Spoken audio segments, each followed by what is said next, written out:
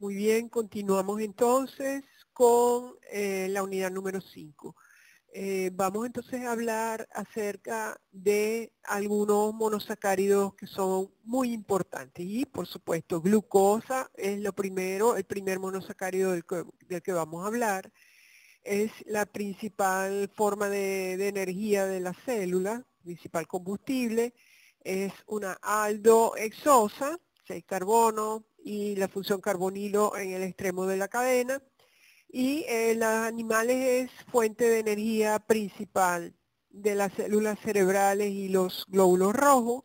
¿Dónde se encuentra la glucosa? En el almidón de las plantas y en los disacáridos lactosa, maltosa y sacarosa. Otros monosacáridos importantes también tenemos la fructosa y la galactosa. La fructosa está presente en frutas, vegetales y miel. Es una cetohexosa, es mucho más dulce que la sacarosa, que es el azúcar de mesa. Y se utiliza, es importante como fuente de energía en el sistema reproductor masculino. La galactosa, por su parte, es una aldohexosa y es necesaria para síntesis de biomoléculas como la lactosa, que es el azúcar de la leche, glucolípidos, fosfolípidos, proteoglucanos y glucoproteínas. Bueno, ahora vamos a hablar acerca de los disacáridos y oligosacáridos.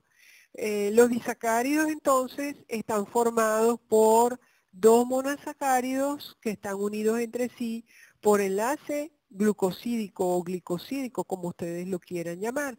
Y los oligosacáridos entonces están formados por un polímero que está formado por 2 a 10 unidades de monosacáridos. Todo esto nos recuerda a los dipéptidos, ¿verdad? Cuando estudiamos las proteínas en la unidad número 4 y los oligopéptidos, pero estamos hablando de disacáridos y oligosacáridos. Y por supuesto, como en el caso anterior de la unidad número 4, ahora vamos a estudiar el enlace no peptídico, el enlace glucosídico.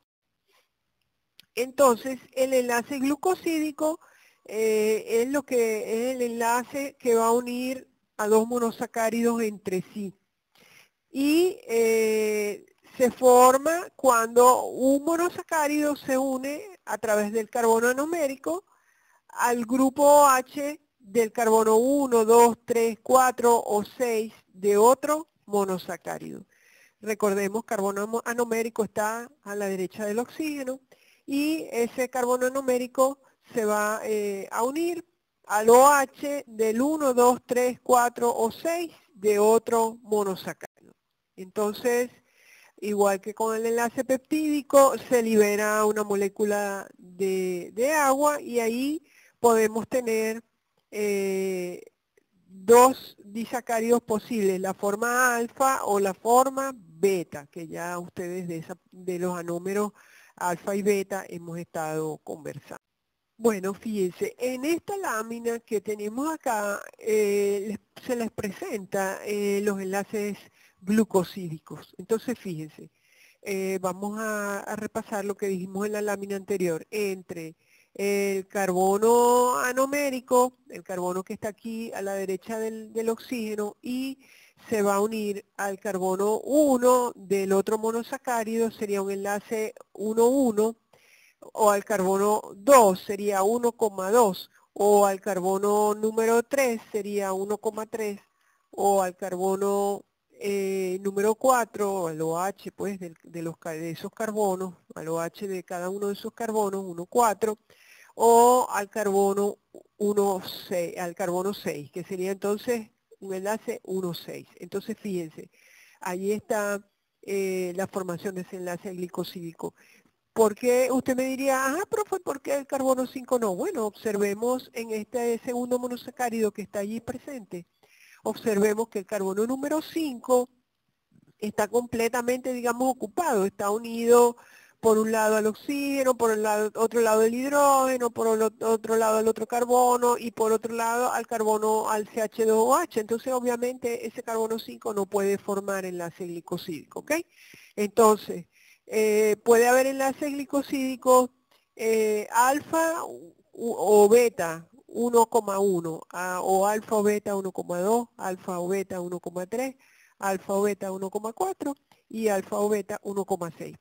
¿Cómo sería la forma alfa o la forma beta? Bueno, depende de el lugar, o sea, donde esté el OH en ese carbono anomérico, ¿verdad? En este caso, el OH está hacia abajo, entonces sería, ¿verdad? En la forma alfa.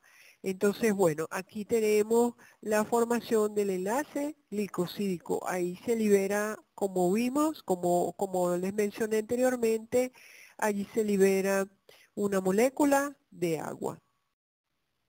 Vamos a observar este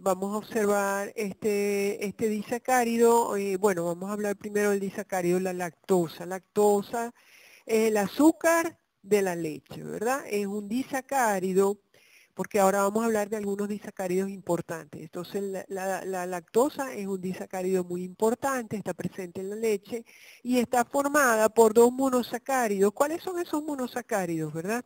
La galactosa y la glucosa. Entonces la lactosa es un disacárido formado por esos dos monosacáridos. Fíjense que aquí el enlace es un enlace glicosídico beta 1,4. Vamos a observar un momento por qué es beta y por qué es 1,4. Entonces vamos a verlo. El OH, donde está el carbono anomérico de la galactosa, por favor observen la lámina, el OH ahí estaría hacia arriba, porque el H está abajo y el OH tiene que estar arriba. Entonces es una forma beta. ¿Por qué es 1 y por qué es 4? Bueno, porque ese sería el carbono, en este caso, en la galactosa, el carbono anomérico es carbono 1. No siempre el carbono anomérico es el carbono 1 y ya vamos a ver los ejemplos. Entonces, ¿por qué es 1? Bueno, ya vemos que es el carbono 1. ¿Y por qué es 4? Bueno, porque el otro monosacárido que es la glucosa, entonces vamos a ver, oxígeno a la derecha, este es el carbono 1, este es el carbono 2, este es el carbono 3, este es el carbono 4. Entonces ahí está formándose, es un enlace O-glicosídico. ¿Por qué O-glicosídico? Porque involucra el átomo de oxígeno. Entonces este sería el enlace beta 1,4. Tenemos varias cositas que estudiar en esta lámina. Ya vimos el enlace propiamente ya formado, ya sabemos por qué es 1,4 y por qué es beta. Y aquí les menciono que se trata de una alfa-lactosa. ¿Por qué es una alfa-lactosa? Observen allí donde está la molécula del segundo monosacárido, la glucosa, el OH está hacia abajo. Entonces esta sería la forma numérica alfa. Si el OH estuviese hacia arriba, sería la forma numérica beta. Y es un carbono reductor porque para que un azúcar pueda ser reductor, quiere reductor de qué? De los átomos como el cobre. Entonces el cobre se oxida, ¿verdad? Para que un azúcar pueda tener esa propiedad de ser un azúcar reductor, tiene que tener al menos un carbono anomérico libre. Usted me diría, profa, pero esta lactosa tiene, el carbono anomérico de la galactosa no está libre porque está formando el enlace glicosídico. Yo le diría sí, pero el otro monosacárido, que es la glucosa, sí tiene el carbono anomérico libre. ¿Libre para qué? Para reducir a, como les dije, átomos como el cobre que se van a oxidar. Entonces tenemos varias informaciones importantes en esta lámina. ¿Ok? Continuamos. Bueno, acá está lo mismo, está la lactosa, entonces tenemos la alfa-lactosa y con el OH hacia abajo del segundo monosacárido y tenemos la beta-lactosa con el OH hacia arriba. No sé si me siguen, aquí está punteadito porque es alfa por el OH hacia abajo del carbono del segundo monosacárido. ¿Y por qué es beta? Porque el OH está hacia arriba para el segundo monosacárido. Aquí muchas cosas ya se las he explicado, es un enlace de tipo beta, 1,4. Recuerden que allí donde están los OH, el simbolito, o sea, no hay nada hacia arriba, pero ahí lo que va es un hidrógeno, ¿verdad? Ya eso lo discutimos, esto es algo internacional. Donde vean estas estructuras y se ve el palito así solito, se sabe que es hidrógeno. Y todo es un esqueleto carbonado. El único átomo diferente de carbono es el oxígeno y ahí está marcado oxígeno. De resto, al lado del oxígeno hay un carbono, hay otro es el carbono 2, el carbono 3, el carbono 4, el carbono 5 y el carbono 6, que es CH2OH. Entonces, toda esa es la información sobre esta estructura de este disacárido que se llama la lactosa. Vamos a ver otro disacárido que sería la maltosa, que es el azúcar de la malta y no está en forma libre en la naturaleza, sino que es un producto de la hidrólisis del almidón. El almidón es un polisacárido, entonces cuando ese polisacárido se hidroliza, va liberando maltosa, o sea, un disacárido y el monosacárido que constituye la maltosa es glucosa más glucosa. Ahí está, glucosa y glucosa forman la maltosa. Todo eso se los voy a preguntar.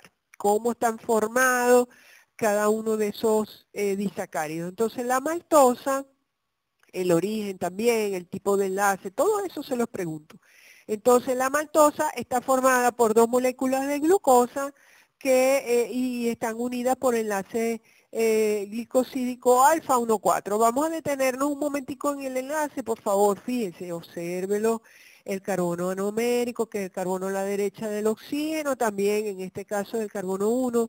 Entonces, el OH, en este caso, el OH está hacia arriba porque el H está el OH está hacia abajo porque el H está hacia arriba. Si el H está hacia arriba, el OH está hacia abajo. Entonces, es un enlace de tipo alfa 1 y 4. ¿Por qué es 1? Porque es el carbono 1 de un monosacárido, de una glucosa, con el carbono 4 de la otra glucosa. Y aquí les presento una alfa maltosa. ¿Por qué alfa maltosa? Vámonos hacia el segundo, hacia la segunda molécula de glucosa. Fíjense que el carbono numérico está libre. Entonces es un azúcar reductor y está en la forma alfa porque el OH está hacia abajo. ¿Ok? Entonces fíjense toda la información de esta lámina. ¿Ok?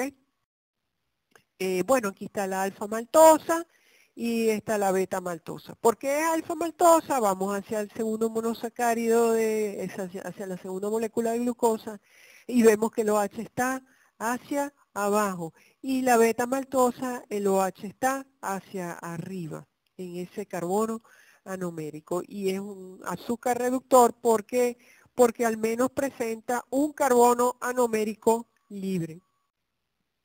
Vamos con el otro disacárido importante que es la celobiosa. La celobiosa entonces es un producto de la degradación de la celulosa, que es otro polisacárido que vamos a estudiar, que les dije que estaba presente en la madera de las plantas. La celulosa es el polisacárido más abundante que existe. Después vamos a hablar de la celulosa. Entonces, esa celobiosa proviene de la celulosa hidrolizada. Está formada también por dos moléculas de glucosa, ¿verdad? Como vimos en el caso anterior, pero existen algunas diferencias. Por eso yo les estoy hablando tanto de los enlaces, que si es alfa, si es beta, y ya eso lo vamos a ver más adelante por qué. Ok, entonces, bueno, analicemos dos moléculas de glucosa. El enlace en este caso es enlace de tipo beta 1,4. Ya sabemos por qué es 1,4, porque es el carbono 1 de un monosacárido con el carbono 4 del siguiente monosacárido. Y es un enlace glicosídico beta 1,4. En este caso tenemos representada, ¿verdad? La forma beta de la celobiosa. Y es el carbono anomérico está libre del segundo monosacárido, de la segunda glucosa, por lo tanto es un azúcar reductor. Entonces, la celobiosa viene de la celulosa y cuando es hidrolizada la celulosa y está formada por dos moléculas de glucosa para dar un enlace glicosídico beta 1, 4. Y bueno, vamos a hablar acerca ahora de otro disacárido que es el azúcar de mesa, que es la sucrosa o la sacarosa, es el azúcar de la mesa, es lo que llamamos el azúcar de mesa, el azúcar que nosotros consumimos en el café, en los postres, en los jugos, etcétera. Es el azúcar de mesa, la sacarosa. Y está presente en las hojas de las raíces y las plantas. Por ejemplo, se obtiene de la remolacha, se obtiene de la caña de azúcar, ¿verdad? Principalmente la sacarosa. Y la sacarosa está formada entonces por la unión de la glucosa con la fructosa. Y el enlace, allí se forma un enlace glucosídico entre ambos carbonos anoméricos, un enlace de tipo alfa 1,2, y por lo tanto la sacarosa es un azúcar no reductor. ¿Por qué? Porque no hay carbonos anoméricos libres. Por eso sería un azúcar no reductor. Bueno, y aquí les presento entonces la sacarosa. Entonces está formada por el primer monosacárido ahí representado la glucosa y el segundo es la fructosa. Entonces el enlace glucosídico es un enlace de tipo alfa 1,2 y fíjense usted que están uniéndose los dos carbonos anoméricos y lo otro es, fíjense que aquí el carbono anomérico de la fructosa, que siempre es el que está a la derecha del oxígeno, no es el carbono 1, sino el carbono número 2. Entonces, por eso es un enlace de tipo alfa 1,2. Entonces, ¿por qué esta sacarosa no es reductor? Porque no es un azúcar reductor de átomos como el cobre, que son oxidados.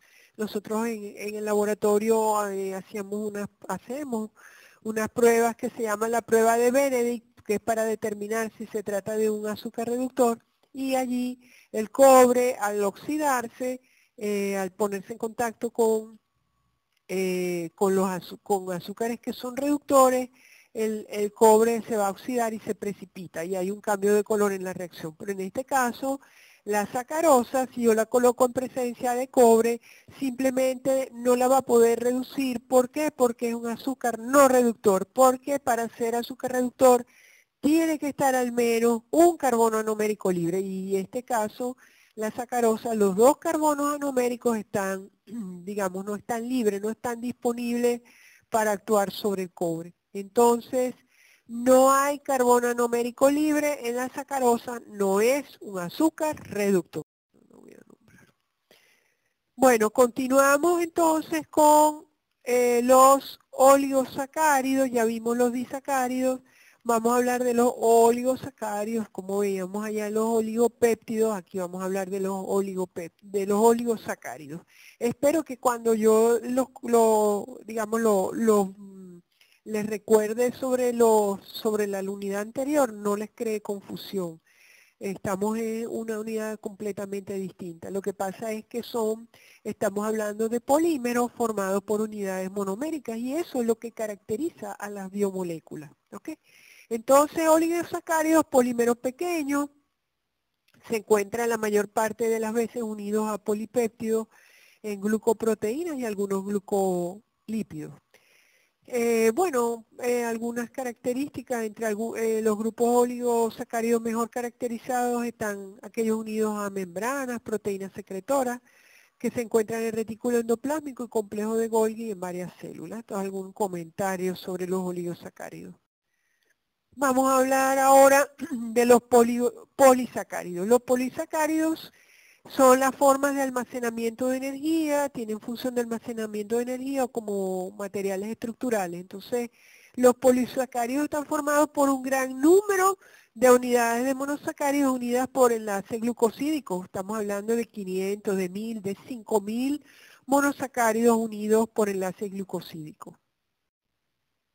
Son moléculas grandes, contienen cientos o miles de unidades de azúcar. pueden ser lineales o pueden ser ramificados. Y obviamente los pesos moleculares de los polisacáridos no tienen valores fijos, porque por ejemplo yo podría hablar de un glucógeno que tiene 400 unidades de glucosa, pero también puede ser, el mismo glucógeno puede tener 500 unidades de glucosa. Entonces los pesos moleculares no son fijos. No es como decir la glucosa, el peso molecular de la glucosa es 180 gramos mol. Yo lo puedo determinar, pero en el caso de los polisacáridos el peso molecular no es fijo.